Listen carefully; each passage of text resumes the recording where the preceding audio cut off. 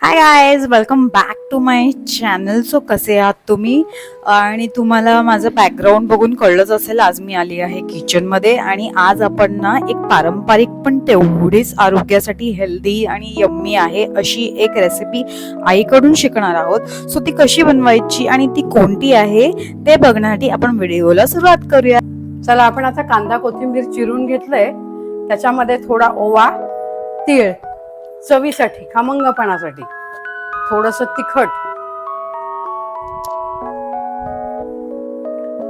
डाळीचं पीठ म्हणजे बेसन आणि ज्वारीचं पीठ एकत्र करून घ्यायचं. घरात असलेल्या पिठांपासून एक चविष्ट पदार्थ, पूर्वी याला धपाटा म्हणत, त्याच्यात कुठलीही आपण जरी भाजी घातली तरी हा पदार्थ खूप छान लागतो आणि चटकन करण्यासारखा असतो. भाजणी, थालीपीठ हे सगळं भाजून तयारी करून घ्यावी लागते, याला काहीही नाही.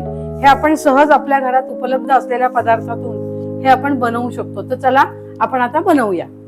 हळूहळू करत आता याच्यात पाणी घालूया आणि गोळा छान मळून घेऊया. लावून घेतलंय. आता आपण गोळा त्याच्यावर थापून घेऊया थालीपीठाप्रमाणेच. थोडे भोकं पाडू की ज्याच्यातून आपल्या पाट्यातून वाफ निघून ते छान भाजलं जाईल. त्याच्यावरती आपण झाकण घालूया. चला, आता आपण कांदा, कोथिंबीर, एक हिरवी मिरची असं टाकून तोंडी लावणं थालीपीठाशी करूया. त्याच्यात आपण थोडं तिखट, एक चमचा भरून मी तिखट घातलंय. भिजवलेली थोडी चिंच घालतीये. त्याच्यात चवीनुसार मीठ,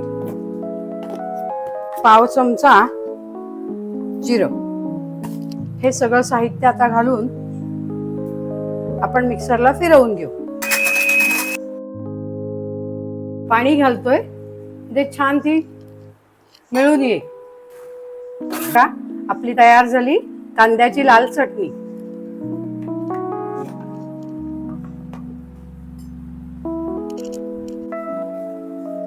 आता आपलं थालीपीठ झालंय का बघूया.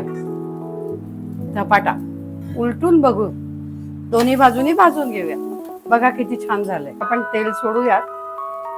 अतिशय हेल्दी आणि सगळ्यांना आवडणारा रुचकर असा पदार्थ आहे की अगदी डायबिटीज पेशंट सुद्धा आरामात खाऊ शकतात. होपफुली तुम्हाला हा आजचा आमचा व्हिडिओ आवडला असेल. ही रेसिपी नक्की ट्राय करा आणि आम्हाला नक्की कळवा कशी वाटली. चॅनलला सबस्क्राईब केलं नसेल तर चॅनलला नक्की सबस्क्राईब करा. भेटूया पुढच्या व्लॉग मध्ये. बाय.